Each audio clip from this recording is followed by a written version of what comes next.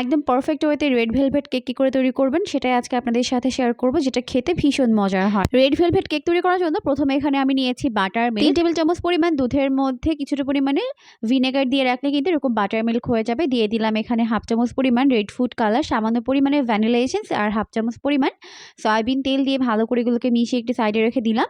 এখন একটি বোলের মধ্যে 2টা ডিম ভেঙে নিচ্ছে। এরপর একটি ইলেকট্রিক বিটার দিয়ে ডিমগুলোকে খুব ভালো করে বিট করে নিতে হবে। তো বিট করতে করতে আমি এখানে হাফ কাপ পরিমাণ চিনি নিয়েছি। চিনিগুলোকে অল্প অল্প করে দিব আর ভালো করে মিশিয়ে নিব। তো আমি চিনিটাকে 2বার অ্যাড করে নিয়েছি।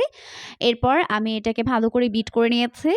এখন যে বাটার মিল্ক আমরা তৈরি করে রেখেছিলাম ওটা এর মধ্যে দিয়ে দিলাম, দিয়ে আবার ভালো করে বিট করে নিতে হবে।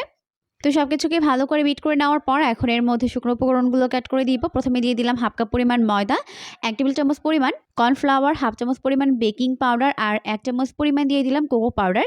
সামান্য পরিমাণে লবণ দিয়ে ভালো করে এগুলোকে চেলে মিশিয়ে নিচ্ছে।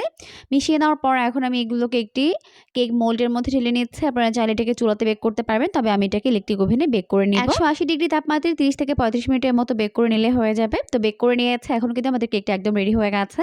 এরপর আমি এটাকে মোল্ড আউট করে নিচ্ছি। মোল্ড আউট করে নেওয়ার পর এটাকে আমি 2টা ভাগে ভাগ করে নিলাম। এরপর আমি এটাকে ক্রিম দিয়ে কভার করে নিব। তাই উপরে একটু সুগার সিরাপ দিয়ে দিচ্ছি, দিয়ে এটাকে ক্রিম দিয়ে কভার করে নিয়েছি। উপর থেকে এভাবে করে কেকের গুঁড়া দিয়ে সাজিয়ে নিলাম। খেতে কিন্তু ভীষণ মজার হয়েছে, অবশ্যই বাসায় ট্রাই করবেন, দেখবেন পরিবারের সবাই অনেক বেশি পছন্দ করবে।